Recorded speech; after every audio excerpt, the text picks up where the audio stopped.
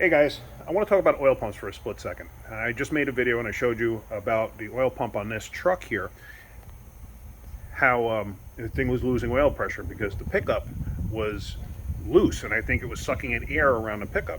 You know, kind of like the newer GM motors that had a tendency, when they got very high mileage on them, they had a tendency to split the O-ring for the pickup. Same idea, it'll suck in air. So let me show you something. People used to say, and I thought about this, and I used to do it years ago, used to say when you change an oil pump, pack it with Vaseline or something like that, or a very light, like lithium grease or something. There's no need to on this one, and there's no need to on a lot of them.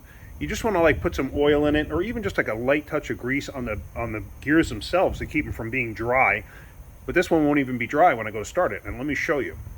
So in case you've never seen the inside of an oil pump, I took the plate off where the pickup goes into, and here's the pump itself.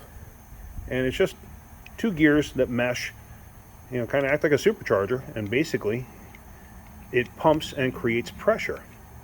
So, but now the reason you don't have to pack it, and like I said, I'm just going to lube it up with a little bit of oil. Let me show you something. The dipstick is still in place. Now there is the oil pump, the old one. Here's the dipstick. If I can get level here, you see the level of the dipstick compared to the pump? If I was to look at the stick itself, let's see, I could see it on this side. There's the hash mark all the way up here. So think about that for a second. The hash mark is all the way up here, which that's about level, which puts it over the top of the pump. So the pump itself is already submerged in oil. There's no reason to prime it. Excuse me.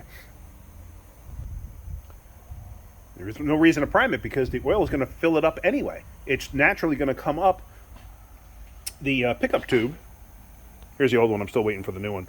It's just going to naturally come up the pickup tube, and it's going to fill up the pump.